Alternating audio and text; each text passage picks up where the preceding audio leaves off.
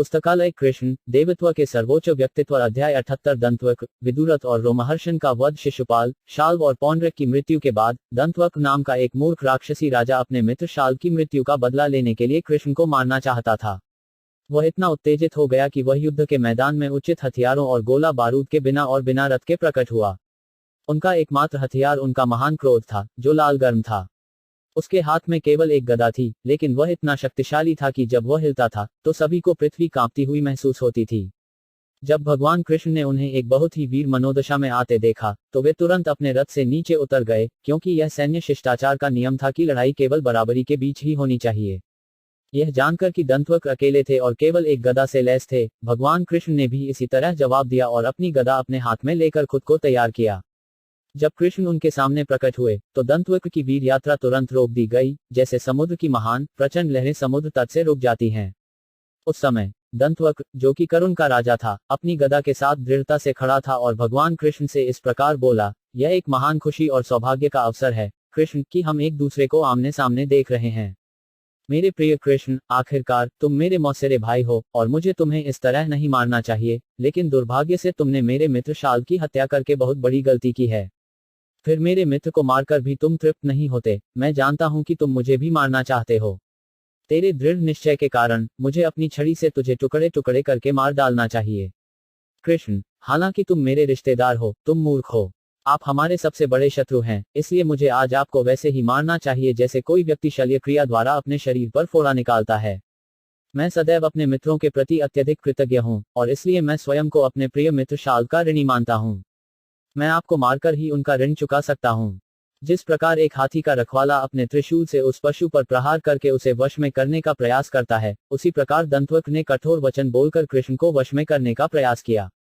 अपनी निंदा समाप्त करने के बाद उन्होंने अपनी गदा से कृष्ण के सिर पर प्रहार किया और सिंह की तरह दहाड़ने वाली आवाज की, लेकिन दंतवक्र की गदा से जोरदार प्रहार करने पर भी कृष्ण एक इंच भी नहीं हिले, न ही उन्हें कोई पीड़ा महसूस हुई। अपनी कौमोद की गदा लेकर और बहुत कुशलता से चलते हुए कृष्ण ने दंतवक्र की छाती पर इतना जोर से प्रहार किया कि दंतवक्र का हृदय दो भागों में बंट गया। नतीजतन दंतवक्र खून की उल्टी करने लगे, उनके बाल बिखर गए और वे अपने हाथ और पैर फैलाकर जमीन पर गिर पड़े। कुछ ही मिनटों में दंतवक्र के पास जमीन पर एक मृत शरीर रह गया।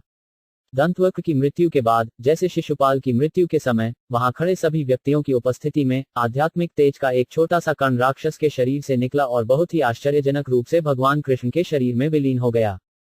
दंतवक्र का विदुरथ नाम का एक भाई था जो दंतवक्र की मृत्यु पर शोक से अभिभूत था। दुहक और क्रोध के कारण विदुरथ बहुत जोर से सांस ले रहा था और अपने भाई की मृत्यु का बदला लेने के लिए वह हाथों में तलवार और ढाल लिए भगवान कृष्ण के सामने प्रकट हुआ। वह कृष्ण को मारना चाहता था। तुरंत जब भगवान कृष्ण ने यह समझा कि विदुरथ अपनी तलवार से उन पर प्रहार करने के अवसर की तलाश में था, तो उन्होंने अपने सुदर्शन चक्र, अपनी उस्त्रा धारदार डिस्क का उपयोग किया और बिना देर किए विदुरथ का सिर, उसके हेलमेट और कान की बाली से काट दिया। इस प्रकार शाल्व को मारने और उसके अद्भुत विमान को नष्ट करने और फिर दंतवक्र और विदुरथ को मारने के बाद भगवान कृष्ण अंत में अपने नगर द्वारका में प्रवेश कर गए। इन महान नायकों को मारना कृष्ण के अलावा और किसी के लिए संभव नहीं होता और इसलिए स्वर्ग के सभी देवता और ग्लोब की सतह पर मनुष्य उनकी महिमा कर रहे थे। बड़े बड़े ऋषि मुनि, सिद्ध और गंधर्वलोक के निवासी, विद्याधर, वासुकी और महानाग नाम के निवासी, सुंदर देवदूत, पितृलोक के निवासी, यक्ष, किन्नर और चारण सभी उन पर पुष्प वर्षा करते और गीत गाते थे बड़े उत्साह में उनकी जीत का। पूरे शहर को बहुत उत्सवपूर्वक सजाया गया। द्वारका के नागरिकों ने एक महान उत्सव मनाया और जब भगवान कृष्ण शहर से गुजरे तो वृष्णि वंश के सभी सदस्यों और यदु वंश के नायकों ने बड़े सम्मान के साथ उनका अनुसरण किया। ये भगवान कृष्ण की कुछ दिव्य लीलाएं हैं जो सभी रहस्यमय शक्ति के स्वामी और सभी ब्रह्मांडीय अभिव्यक्तियों के स्वामी हैं। जो मूर्ख हैं, जो जानवरों की तरह हैं, कभी कभी सोचते हैं कि कृष्ण हार गए हैं, लेकिन वास्तव में वे पूर्ण पुरुषोत्तम भगवान हैं और कोई भी उन्हें हरा नहीं सकता है। सदा सब पर विजयी रहते हैं। वह अकेला ही ईश्वर है और अन्य सभी उसके अधीनस्थ आदेशवाहक हैं।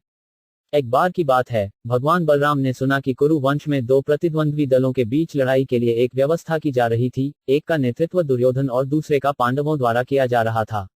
उन्हें यह विचार पसंद नहीं आया और उन्होंने लड़ाई को रोकने के लिए मध्यस्थ के रूप में कार्य करने की कोशिश की। इसे असंभव पाकर और किसी भी पक्ष की ओर से सक्रिय भाग लेने की इच्छा न रखते हुए उन्होंने विभिन्न पवित्र तीर्थ स्थानों पर जाने की दलील पर द्वारका छोड़ दिया। सबसे पहले उन्होंने प्रभास क्षेत्र के नाम से जाने जाने वाले तीर्थ स्थान का दौरा किया। उन्होंने वहां अपना स्नान किया और उन्होंने स्थानीय ब्राह्मणों को शांत किया और वैदिक कर्मकांडों के अनुसार देवताओं, पिताओं, महान संतों और सामान्य लोगों को भेंट चढ़ाया। यह पवित्र स्थानों पर जाने की वैदिक पद्धति है। इसके बाद कुछ सम्मानित ब्राह्मणों के साथ उन्होंने सरस्वती नदी के तट पर विभिन्न स्थानों पर जाने का फैसला किया। उन्होंने धीरे धीरे पृथुदका, बिंदुसार, त्रितकूप, सुदर्शन तीरथ, विशाल तीरथ, ब्रह्म तीरथ और चक्र तीरथ जैसे स्थानों का दौरा किया। इनके अलावा उन्होंने पूर्व की ओर बहने वाली सरस्वती नदी के तट पर सभी पवित्र स्थानों का भी दौरा किया। इसके बाद उन्होंने यमुना के किनारे और गंगा के तट पर सभी प्रमुख पवित्र स्थानों का दौरा किया। इस प्रकार वे धीरे धीरे नैमिषारण्य नामक पवित्र स्थान पर आ गए। नैमिषारण्य अभी भी भारत में मौजूद है और प्राचीन काल में इसका उपयोग विशेष रूप से आध्यात्मिक जीवन और आत्म साक्षात्कार को समझने के उद्देश्य से महान संतों और संत व्यक्तियों की सभाओं के लिए किया जाता था। जब भगवान बलराम ने उस स्थान का दौरा किया तो अध्यात्मवादियों की एक बड़ी सभा द्वारा एक महान यज्ञ किया जा रहा था। ऐसी बैठकों की योजना हजारों वर्षों तक चलने की थी। जब भगवान बलराम पहुंचे तो बैठक में भाग लेने वाले सभी लोग, महान संत, तपस्वी, ब्राह्मण और विद्वान, तुरंत अपने आसन से उठे और बड़े सम्मान के साथ उनका स्वागत किया। कुछ ने खड़े होकर और फिर उन्हें प्रणाम करके उनका सम्मान किया और जो बुजुर्ग महान ऋषि और ब्राह्मण थे उन्होंने खड़े होकर उन्हें आशीर्वाद दिया। इस औपचारिकता के बाद भगवान बलराम को एक उपयुक्त आसन की पेशकश की गई और उपस्थित सभी लोगों ने उनकी पूजा की। सभा में हर कोई बलराम की उपस्थिति में खड़ा हो गया क्योंकि वे उन्हें पूर्ण पुरुषोत्तम भगवान के रूप में जानते थे। शिक्षा या विद्या का अर्थ भगवान के परम व्यक्तित्व को समझना है, इसलिए यद्यपि भगवान बलराम एक क्षत्रिय के रूप में पृथ्वी पर प्रकट हुए, सभी ब्राह्मण और संत खड़े हो गए क्योंकि वे जानते थे कि भगवान बलराम कौन थे। दुर्भाग्य से पूजा किए जाने और उनके स्थान पर बैठने के बाद भगवान बलराम ने व्यासदेव, भगवान के साहित्यिक अवतार के शिष्य रोमहर्षण को अभी भी व्यासन पर बैठे देखा। वे न तो अपने आसन से उठे थे और न ही उन्हें प्रणाम किया था। क्योंकि वह व्यासासन पर विराजमान था, उसने मूर्खता से अपने आप को भगवान से बड़ा समझा। इस कारण वह न तो अपने आसन से उतरा और न यहोवा के सामने दंडवत किया। तब भगवान बलराम ने रोमहर्षण के इतिहास पर विचार किया। उनका जन्म एक सूत परिवार में हुआ था या एक मिश्रित परिवार में, एक ब्राह्मण महिला और एक क्षत्रिय पुरुष से पैदा हुआ था। इसलिए यद्यपि रोमहर्षण बलराम को क्षत्रिय मानते थे, उन्हें ऊंचे आसन पर नहीं बैठना चाहिए था। जन्म से अपनी स्थिति के अनुसार उन्हें उच्च बैठने की स्थिति को भी स्वीकार नहीं करना चाहिए था, क्योंकि कई विद्वान ब्राह्मण और संत मौजूद थे। भगवान बलराम ने यह भी देखा कि रोमहर्षण ने न केवल अपने ऊंचे आसन से नीचे आने से इनकार कर दिया, बल्कि बलराम जी के सभा में प्रवेश करने पर खड़े होकर उनका सम्मान भी नहीं किया। भगवान बलराम को रोमहर्षण का दुस्साहस पसंद नहीं आया और उस पर बहुत क्रोधित होकर अपने आसन से घोषित किया, यह आदमी रोमहर्षण इतना दुस्साहसी है कि उसने यहाँ उपस्थित सभी सम्मानित ब्राह्मणों की तुलना में एक उच्च स्थान स्वीकार कर लिया है, हालांकि वह एक पतित प्रतिलोम परिवार में पैदा हुआ था।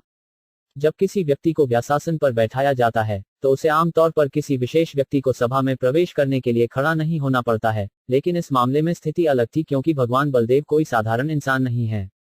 इसलिए यद्यपि रोमहर्षण सूत को सभी ब्राह्मणों द्वारा व्यासन के लिए चुना गया था, उन्हें उपस्थित अन्य विद्वान संतों और ब्राह्मणों के व्यवहार का पालन करना चाहिए था और यह जानना चाहिए था कि भगवान बलराम भगवान के परम व्यक्तित्व हैं। सम्मान हमेशा उसके योग्य होते हैं, भले ही एक सामान्य व्यक्ति के मामले में ऐसे सम्मानों से बचा जा सकता है। कृष्ण और बलराम की उपस्थिति विशेष रूप से धार्मिक सिद्धांतों की पुनर्स्थापना के लिए है। जैसा कि भगवद गीता में कहा गया है, सर्वोच्च धार्मिक सिद्धांत भगवान के सर्वोच्च व्यक्तित्व को आत्मसमर्पण करना है। श्रीमद् भागवत भी पुष्टि करता है कि धर्म की सर्वोच्च पूर्णता भगवान की भक्ति सेवा में लगे रहना है। जब भगवान बलराम ने देखा कि रोमहर्षण सूत ने सभी वेदों का अध्ययन करने के बावजूद धर्म के उच्चतम सिद्धांत को नहीं समझा, तो वे निश्चित रूप से अपनी स्थिति का समर्थन नहीं कर सके। रोमहर्षण सूत को एक पूर्ण ब्राह्मण बनने का अवसर दिया गया था, लेकिन भगवान के परम व्यक्तित्व के साथ उनके रिश्ते में उनके बुरे व्यवहार के कारण उनके निम्न जन्म को तुरंत याद किया गया। रोमहर्षण सूत को ब्राह्मण का पद दिया गया था, लेकिन उनका जन्म ब्राह्मण के परिवार में नहीं हुआ था, उनका जन्म एक प्रतिलोम परिवार में हुआ था। वैदिक अवधारणा के अनुसार मिश्रित पारिवारिक विरासत दो प्रकार की होती है, जिन्हें अनुलोम और प्रतिलोम कहा जाता है। जब एक पुरुष निम्न जाति की महिला के साथ संयुक्त होता है तो संतान अनुलोम कहलाती है, परंतु जब कोई पुरुष किसी उच्च वर्ण की स्त्री से मिलन करता है तो संतान प्रतिलोम कहलाती है। रोमहर्षण सूत एक प्रतिलोम परिवार से ताल्लुक रखते थे क्योंकि उनके पिता एक क्षत्रिय और उसकी मां एक ब्राह्मण। क्योंकि रोमहर्षण की दिव्य अनुभूति पूर्ण नहीं थी, भगवान बलराम ने अपनी प्रतिलोम विरासत को याद किया। विचार यह है कि किसी भी व्यक्ति को ब्राह्मण बनने का अवसर दिया जा सकता है, लेकिन यदि वह वास्तविक बोध के बिना ब्राह्मण की स्थिति का अनुचित उपयोग करता है तो ब्राह्मण की स्थिति में उसका उत्थान मान्य नहीं है। रोमहर्षण सूत में बोध की कमी को देखने के बाद भगवान बलराम ने उन्हें घमंडी होने के लिए दंडित करने का निर्णय लिया। इसलिए भगवान बलराम ने कहा, यह व्यक्ति मृत्युदंड से सम्मानित होने के योग्य है, क्योंकि यद्यपि उसके पास भगवान व्यासदेव के शिष्य होने की अच्छी योग्यता है, और यद्यपि उसने इस महान व्यक्तित्व से सभी वैदिक साहित्य का अध्ययन किया है, वह इसमें विनम्र नहीं था। भगवान के सर्वोच्च व्यक्तित्व की उपस्थिति, जैसा कि भगवद गीता में कहा गया है, एक व्यक्ति जो वास्तव में एक ब्राह्मण है और बहुत विद्वान है, उसे स्वतः ही बहुत कोमल भी बनना चाहिए। लेकिन यद्यपि रोमहर्षण सूत बहुत विद्वान थे और उन्हें ब्राह्मण बनने का अवसर दिया गया था, वे सज्जन नहीं बने थे। इससे हम समझ सकते हैं कि जो भौतिक प्राप्ति से फूला हुआ है वह ब्राह्मण के योग्य कोमल व्यवहार नहीं प्राप्त कर सकता है। ऐसे व्यक्ति की विद्या सर्प के फन को सुशोभित करने वाले बहुमूल्य रत्न के समान होती है। फन पर बेशकीमती गहना होने के बाद भी नागिन एक है, सांप है और एक साधारण सांप की तरह भयानक है।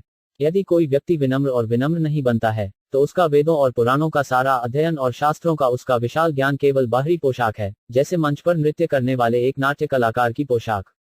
भगवान बलराम ने विचार किया, मैं झूठे व्यक्तियों को दंडित करने के लिए प्रकट हुआ हूं, जो आंतरिक रूप से अशुद्ध हैं लेकिन बाहरी रूप से खुद को बहुत विद्वान और धार्मिक बताते हैं।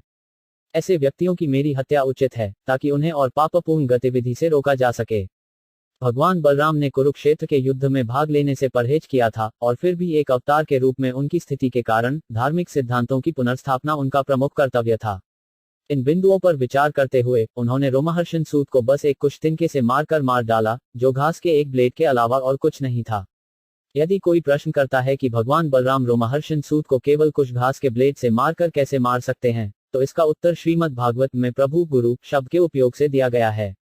भगवान की स्थिति हमेशा पालौकिक होती है, और क्योंकि वे सर्वशक्तिमान हैं, वे भौतिक कानूनों और सिद्धांतों का पालन करने के लिए बाध्य हुए बिना जैसा चाहें वैसा कार्य कर सकते हैं। इस प्रकार उनके लिए कुछ घास के एक ब्लेड से रोमहर्षण सूत को मारना संभव था। रोमहर्षण सूत की मृत्यु पर उपस्थित सभी लोग बहुत दुखी हुए और चिल्लाए, हाय काश! यद्यपि उपस्थित सभी ब्राह्मण और संत भगवान बलराम को पूर्ण पुरुषोत्तम भगवान के रूप में जानते थे, फिर भी वे भगवान के कार्य का विरोध करने में संकोच नहीं करते थे। उन्होंने विनम्रतापूर्वक प्रस्तुत किया, हमारे प्रिय भगवान, हम सोचते हैं कि आपकी कार्रवाई धार्मिक सिद्धांतों के अनुरूप नहीं है। प्रिय भगवान यदुनंदन, हम आपको सूचित कर सकते हैं कि हम ब्राह्मणों ने इस महान बलिदान की अवधि के लिए रोमहर्षण सूत को उस ऊंचे पद पर तैनात किया था। वह हमारे चुनाव द्वारा व्यासासन पर बैठा था, और जब कोई व्यासासन पर बैठा होता है, तो उसके लिए किसी व्यक्ति का स्वागत करने के लिए खड़ा होना अनुचित है। इसके अलावा हमने रोमहर्षण सूत को जीवन की एक अबाधित अवधि प्रदान की। इन परिस्थितियों में, चूंकि आपके स्वामी ने इन सभी तथ्यों को जाने बिना उसे मार डाला है, हम सोचते हैं कि आपका कार्य एक ब्राह्मण की हत्या के बराबर है। प्रिय भगवान, सभी पतित आत्माओं के उद्धारकर्ता, हम निश्चित रूप से जानते हैं कि आप सभी वैदिक सिद्धांतों के ज्ञाता हैं। आप सभी रहस्यवादी शक्तियों के स्वामी हैं, इसलिए वैदिक निषेधाज्ञाएं आमतौर पर आप पर लागू नहीं की जा सकती। लेकिन हम आपको सम्मानपूर्वक सलाह देते हैं कि रोमहर्षण सूत की इस हत्या के लिए कृपया प्रायश्चित करके दूसरों पर अपनी अकारण दया दिखाएं। हालांकि हम यह सुझाव नहीं देते हैं कि उसे मारने के प्रायश्चित के लिए आपको किस प्रकार का कार्य करना चाहिए। हम केवल सुझाव देते हैं कि आप प्रायश्चित की कोई विधि अपनाएं ताकि दूसरे आपके कार्य का अनुसरण कर सकें। एक महान व्यक्ति जो करता है उसका अनुसरण सामान्य व्यक्ति करता है। भगवान ने उत्तर दिया, हाँ, मुझे इस कार्य के लिए प्रायश्चित करना चाहिए, जो मेरे लिए उचित हो सकता है लेकिन अनुचित है दूसरों के लिए। इसलिए मुझे लगता है कि अधिकृत शास्त्रों में वर्णित प्रायश्चित के एक उपयुक्त कार्य को निष्पादित करना मेरा कर्तव्य है। इसके साथ ही मैं इस रोमहर्षण सूत को फिर से जीवन दे सकता हूँ, लंबी अवधि की अवधि, पर्याप्त शक्ति और इंद्रियों की पूरी शक्ति के साथ। इतना ही नहीं, लेकिन अगर आप चाहें तो मुझे खुशी होगी कि आप जो कुछ भी मांग सकते हैं, उसे देने में मुझे खुशी होगी। मुझे आपकी इच्छाओं को पूरा करने के लिए ये सभी वरदान देने में बहुत खुशी होगी। भगवान बलराम का यह कथन निश्चित रूप से पुष्टि करता है कि भगवान का परम व्यक्तित्व किसी भी तरह से कार्य करने के लिए स्वतंत्र है। यद्यपि रोमहर्षण सूत की उनकी हत्या को अनुचित माना जा सकता है, वे सभी के लिए अधिक लाभ के साथ तुरंत इसका प्रतिकार कर सकते थे। इसलिए व्यक्ति को भगवान के परम व्यक्तित्व के कार्यों की नकल नहीं करनी चाहिए, व्यक्ति को केवल प्रभु के निर्देशों का पालन करना चाहिए। उपस्थित सभी महान विद्वान संतों ने महसूस किया कि यद्यपि वे भगवान बलराम की कार्रवाई को अनुचित मानते थे, भगवान तुरंत अधिक लाभ के साथ क्षतिपूर्ति करने में सक्षम थे। रोमहर्षण सूत को मारने में भगवान के मिशन से अलग नहीं होने के कारण उन सभी ने प्रार्थना की, हमारे प्रिय भगवान, रोमहर्षण सूत को मारने के लिए आपके कुश अस्त्र का असामान्य उपयोग जैसा है वैसा ही रह सकता है, क्योंकि तू उसे मार डालना चाहता है, इसलिए वह फिर जीवित न हो। उसी समय आपका स्वामी स्मरण कर सकता है कि हम ऋषियों और ब्राह्मणों ने स्वेच्छा से उन्हें लंबी उम्र दी थी, इसलिए इस तरह के आशीर्वाद को रद्द नहीं किया जाना चाहिए। इस प्रकार सभा में सभी विद्वान ब्राह्मणों का अनुरोध अस्पष्ट था, क्योंकि वे अपने इस वरदान को अक्षुण्ण रखना चाहते थे कि रोमहर्षण सूत महान यज्ञ के अंत तक जीवित रहेंगे, लेकिन साथ ही वे बलराम की हत्या को निष्प्रभावी नहीं करना चाहते थे। इसलिए पूर्ण पुरुषोत्तम भगवान ने इस समस्या का समाधान अपनी उच्च स्थिति के अनुरूप किया। उन्होंने कहा, चूंकि पुत्र पिता के शरीर से उत्पन्न होता है, वेद आज्ञा देते हैं कि पुत्र पिता का प्रतिनिधि होता है। इसलिए मैं कहता हूं कि रोमहर्षण सूत के पुत्र उग्रश्रवा सूत को अब से अपने पिता का स्थान लेना चाहिए और पुराणों पर प्रवचन जारी रखना चाहिए, और क्योंकि आप चाहते थे कि रोमहर्षण की आयु लंबी हो, यह आशीर्वाद उनके पुत्र को हस्तांतरित किया जाएगा। पुत्र उग्रश्रवा, इसलिए आपके द्वारा प्रदान की जाने वाली सभी सुविधाएं एक अच्छे और स्वस्थ शरीर में जीवन की लंबी अवधि, बिना किसी गड़बड़ी और सभी इंद्रियों की पूरी शक्ति के साथ होगा। तब भगवान बलराम ने सभी ऋषियों और ब्राह्मणों से विनती की कि रोमहर्षण के पुत्र को दिए गए वरदान के अलावा वे उनसे कोई अन्य वरदान मांगें, और वे उसे तुरंत पूरा करने के लिए तैयार रहेंगे।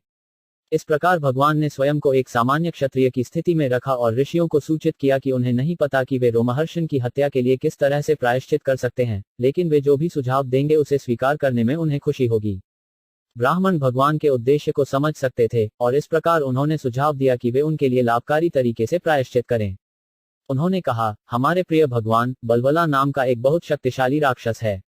वह इलवल का पुत्र है, और वह हर पखवाड़े, पूर्णिमा और अमावस्या के दिनों में इस पवित्र बलिदान के स्थान पर जाता है और यज्ञ में हमारे कर्तव्यों के निर्वहन में एक बड़ी गड़बड़ी पैदा करता है। हे दशरथा परिवार के वंशज, हम सभी आपसे इस राक्षस को मारने का अनुरोध करते हैं।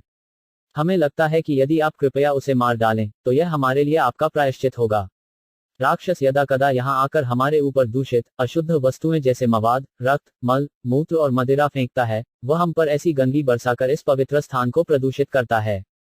बलवला को मारने के बाद आप 12 महीनों तक सभी पवित्र तीर्थों की यात्रा कर सकते हैं, और इस तरह आप पूरी तरह से सभी कल्मश से मुक्त हो जाएंगे। यह हमारा नुस्खा है। इस प्रकार कृष्ण के 78वें अध्याय का भक्तिवेदांत तात्पर्य समाप्त होता है। दंतवक्र, विदुरथ और रोमहर्षण की हत्या।